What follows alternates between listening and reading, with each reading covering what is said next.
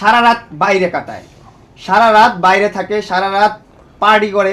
উনি নিজেই সারা রাত বাইরে থেকে আমার বাসার সামনে এসে সিন ক্রিয়েট করেছে। আমি কি ওনাকে কোয়েশ্চেন করেছি উনি কোথায় থাকে?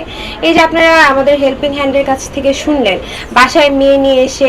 আপনি যদি আমার গায়ে পড়ে ঝগড়া করেন ভাই, আপনি যদি আমার গায়ে পড়ে মারামারি করেন প্রতিদিন, তাহলে আমি কতক্ষণ আটকায় রাখবো? আমার বাসায় আমি নিজে 2টা সিসিটিভি ক্যামেরা কিনে আনছি, 2টা সিসি ক্যামেরা কিনে আনছি, এনে একটা আমার বেডরুমে লাগাইছি, একটা বসার রুমে লাগাইছি। কেন লাগাইছি? আমি লাগাইছি। কেন লাগাইছি? এটা বলে আমি নাকি ক্রিমিনাল? আসসালামু আলাইকুম প্রিয় দর্শক, ইতিমধ্যে ভিডিওর গুরুত্বপূর্ণ অংশবিশেষ দেখে ফেলেছেন। আরো কিছু গুরুত্বপূর্ণ তথ্য আমাদের হাতে রয়েছে, যেগুলো তুলে ধরার চেষ্টা করব। তাই অনুরোধ করব, যারা এখন পর্যন্ত ভিডিওটিতে একটি লাইক দেননি, অতি দ্রুত ভিডিওটিতে একটি লাইক দিয়ে চ্যানেলটি সাবস্ক্রাইব করে আমাদের সাথেই থাকবেন। আমরা কথা বাড়াবো না, চলুন আগে ভিডিওটিতে একটি লাইক দিয়ে ধারাবাহিকভাবে সম্পূর্ণ ভিডিওটি দেখে আসি। না, আমি কালকে গিয়েছিলাম থানায় জিডি করতে। আমার যখন কাজ থাকে আমি আমার প্যারেন্টস নিয়ে যাই। আর মামুন তো এই ধরনের অভিযোগ করতে পারে না। উই আর সেপারেটেড, আমরা ডিভোর্স ফাইল করবো, আমি ওর নামে মামলা করেছি। সো আমি এখন কি করছি না করছি, কোথায় যাচ্ছি, আমার সেফটির জন্য আমি কি করছি, এই ধরনের কোয়েশ্চেন তো উনি করতে পারে না। তাহলে এখন পর্যন্ত মোহনার একটা ভিডিওকে আমি আপনাদেরকে দেখাইছি, একটা বাজে ভিডিও, একটা বাজে ব্যবহারের ভিডিও বা একটা করার ভিডিও, কোনো কিছু আমি দেখাইছি আপনাদেরকে? আমি যদি দেখাইতাম তাহলে হইলাম আমি। কিন্তু মোহনা যেটা করছে, সেপারেশনের পর ওর বাসা থাকে, আমি আমার বাসা থাকি, এরপরও আমি ওর বুঝাইতে গেছি, ওর একটা ফ্রেন্ডের বাসায় ছিল, ও বাসায় ঢুকবে এই মুমেন্টে আমি ওরে বলছি চলো আমার সাথে। আমি ওরে নিয়ে আমার ফ্রেন্ডের বাসায় গেছি। প্রথম রেস্টুরেন্টে গেছি, খাবার অর্ডার করছি, খাবার খাই নাই, খাবার ওখানে নষ্ট করছে সব খাবার। তারপর একটা ফ্রেন্ডের বাসায় গেছি, যাওয়ার পর আমাকে বলতেছে তুমি যদি আমাকে ভালোবাসো তাহলে এখন তুমি ক্যামেরা অন করবো, আমি ভিডিও করবো, তুমি আটকাতে পারবো না, আমাকে বাধা দিবা না। আমি করো, ঠিক আছে। এটা যদি প্রমাণ দিতে হয়, আমার ভালোবাসার প্রমাণ যদি এভাবে দিতে হয় যে তুমি ক্যামেরা অন করবো, আমি করবো, তাহলে আমি করতেছি, তুমি ক্যামেরা অন করো। দেন ও ভিডিওটা করলো, ভিডিওটা করে আপনাদেরকে দেখালো, আপনারা দেখছেন কিন্তু স্পষ্ট ভিডিও, নর্মাল ভিডিও। তো ওইখানে বসে বিশ্বাসঘাতকতা কে করলো? আমার বউ অবশ্যই, তাই না? সে আমার বিশ্বাসটা ভাঙলো, আমার ভালোবাসাকে অমর্যাদা করলো, মর্যাদা দিল না। আচ্ছা আচ্ছা মামুন, মোহনা কিছু আমার বাবার ইনাফ প্রপার্টি আছে আমাকে ইয়ে করার জন্য। সো আমার একটা বাবার প্রপার্টি সেল করে ওইটার টাকা আমি এফডিআর করে রেখেছিলাম। ওইটা টাকা থেকে আমি একটা পার মান্থ একটা প্রফিট পেতাম, ওটা থেকে আমি খরচ করতাম। আর যে গাড়ি কেনার টাকাটা ওইটা আমি এফডিআর ভেঙে দিয়েছি। সুযোগ দিচ্ছে যে আপনাকে 40 লক্ষ টাকা দিয়েছে, সে কিন্তু যথাযথ প্রমাণ দিতে পারেনি। আপনিও কিছু অভিযোগ দিচ্ছেন, কিন্তু আপনারও কোনো প্রমাণ দিতে চান না। আমার কোন অভিযোগের প্রমাণ লাগে বলেন? প্রমাণ এই যে আপনি যে কথাগুলো বলছেন যে আমি কোনো কিছু দেখাতে পারেন, আপনি নির্যাতনের শিকার হয়েছেন, সে নির্যাতনের শিকার হয়েছে, সেই প্রুফগুলো তিনি দেখিয়েছেন। না, আমি কিন্তু আপনি দেখাতে চাচ্ছেন না, মানে এটা কি, মানে কেন দেখাতে চাচ্ছেন না, বা আসলে এটা নিয়ে আপনার কি? কারণ ওই স্টিল আমার ওয়াইফ, ওই স্টিল আমার বউ। তো ওর বদনাম করা মানে আমার নিজের বদনাম করা, আমার নিজের ঘরের বদনাম করা, আমার নামের বদনাম করা। সো আমি ওর বদনাম করতে চাই না। আমি শুধু এতটুকুই বলতে চাই, যদি আমি 2% করে থাকি, ও 1% হলেও করছে সংসারে। হ্যাঁ, উল্টাপাল্টা কাজ ও 1% হলেও করছে। আমি এত কিছু বলতে চাই না, আমি শুধু এতটুকু বলতে চাই যে মোহনার পাশে কোন একটা মেন্টর আসেন, কোন একটা মানুষ আসেন, যে আসলে ওরা বুঝাইতে পারবেন ওরে আসলে ব্ল্যাক ম্যাজিক করা হয়েছে। আমি যেটা এখন বুঝতেছি, না হলে মানুষ এতটা অবুঝ থাকতে পারে না, মানুষ এতটা মানে আবালের মতন অশিক্ষিতর মতো কথা বলতে পারে না।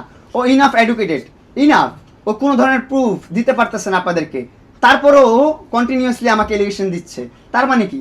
ওর ব্রেনটা টোটালি ওয়াশ করা হয়েছে, টোটালি ওর ব্রেন ওয়াশ করা হয়ে গেছে। লিখন 18 তারিখ তো আমার সেপারেশন হয়েছে, 2 তারিখ প্রেস কনফারেন্স প্রথমবার করছে, আজকে 11 তারিখ, আজকে ওর প্রেস কনফারেন্স করছে।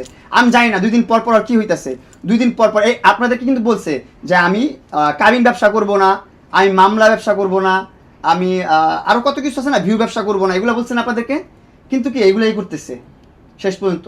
যদি কিছু বলার হতো তাহলে আমার কাছ থেকে সেপারেশন নিয়ে গেছে ও 18 তারিখ, ও 18 তারিখে বলতো।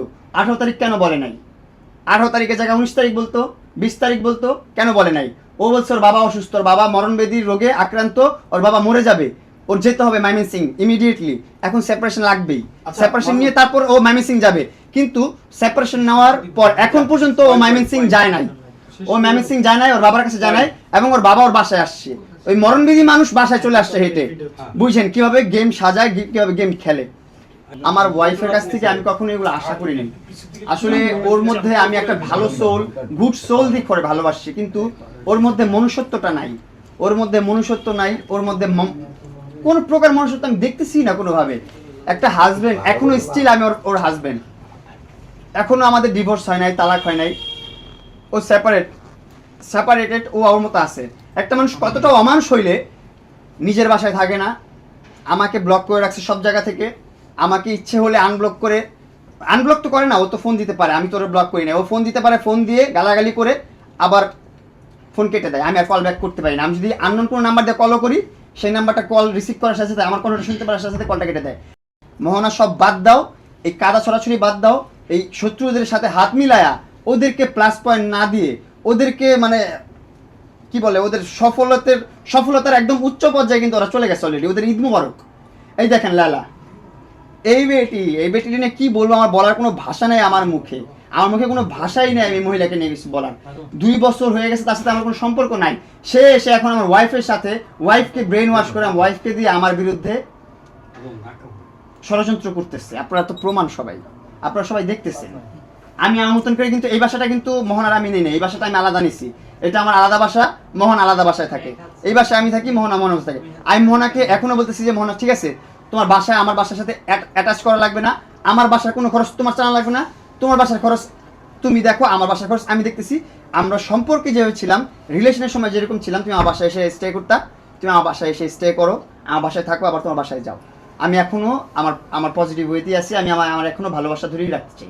মামুন আরেকটা অভিযোগ তুলেছে আপনার, যে হেল্পিং হ্যান্ড, যে বাসায় কাজ করে, সেই অভিযোগ তুলেছে আপনার বাবার নামে, আপনার ফ্যামিলির নামে, এই যে আপনার অত্যাচার। এগুলো সব ফেক ভাইয়া, এগুলো সব ফেক এলিগেশনস। তো এইগুলো নিয়ে আমি কিছু বলতে চাই না। আসলে এগুলো এখন ষড়যন্ত্র চলতেছে। তো ওই বললাম না, হাতি গড়তে পড়লে চামচিটাও লাথি মারে। আসলে কাজের মেয়ে কিভাবে বের হয়ে গেল? আমার কাজের মেয়েকে তো আমি স্বাধীনতা দিয়ে রাখছি। আমার কাজের মেয়ে কখনোই আমি আটকে রাখতাম না, ঘর থেকে বেরোতে পারবো না, এটা করতে পারবো না, সেটা করতে পারবো না। ও গত পরশু দিন, গতকালকে ওর মতো করে কোথায় চলে গেছে আমি খুঁজে পাচ্ছি না ওরে আর। তো যখন খুঁজে পাচ্ছি না, আমি বললাম ঠিক আছে। আর ওরে নিয়ে আসছে আমার আম্মু মাজার থেকে। হ্যাঁ, আমার আম্মু রাগ করে মাজারে গেছে। মাজারে যাওয়ার পর দেখতেছে মেয়েটা কান্নারি করতেছে।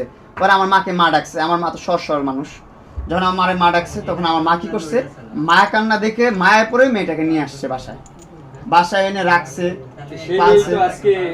আচ্ছা, আপনার বিরুদ্ধে আরেকটা অভিযোগ তুলেছে, আপনি এই বাসার মধ্যে একাধিক নারী নিয়ে আসতে, করতে, এবং আপনার রানিং ওয়াইফ যিনি মোহনা, তিনিও বলেছেন। আপনি তো বারবার আপনার ওয়াইফের নামে আপনি চেপে যাচ্ছেন, কোনো কথা বলতে যাচ্ছেন, কিন্তু আপনার নামে তো সবই বলুক, ও বলে যদি সুখ পায়, মোহনা যদি সুখ পায় এই দুনিয়ার বুকে, আসলে ওরে যে কিভাবে ইউজ করতেছে মানুষ, মোহনা এখনো বুঝতেছে না। মোহনাকে খুব বাজেভাবে ইউজ করতেছে, আর মোহনা ইচ্ছা করে ইউজ হইতেছে। আমি যেটা বলতেছি আর কি, আসলে দায়টা কি? এটার পিছনে দায় হচ্ছে লায়লা, লিখন আর ওর মা। ওর মা কখনোই চায় না আমার সাথে সংসার হোক ওর, কারণ ওর মা রিলেশন চলাকালীনও আমাদের রিলেশনে অনেক ভেটু দিছে। বিয়ে হওয়ার দিনও ওর মা বাসায় লোকজন পাঠাইছে বিয়ে ভাঙার জন্য, কিন্তু আমরা আমাদের মতো বিয়ে করছি। এখন দিন শেষে এসে এত ঝামেলা, এত কিছু কেন আমি বুঝতেছি না। আমার বউ, আমার স্ত্রী, আমি ওকে সম্মান করি। আমি এখন ওরা বলতেছি, আমার মেসেজ একটাই, আর যত প্রকার এলিগেশন দিচ্ছে সবই মিথ্যা। নিজের বাসায় থাকে না, আমাকে ব্লক করে রাখছে সব জায়গা থেকে, আমাকে ইচ্ছে হলে আনব্লক তো করে না, ও তো ফোন দিতে পারে, আমি তোর ব্লক করি না, ও ফোন দিতে পারে, ফোন দিয়ে গালাগালি করে আবার ফোন কেটে দেয়, আমি আর কল ব্যাক করতে পারি না। আমি যদি আননোন কোনো নাম্বার দিয়ে কলও করি, সেই নাম্বারটা কল রিসিভ করার সাথে সাথে আমার কলটা শুনতে পারার সাথে সাথে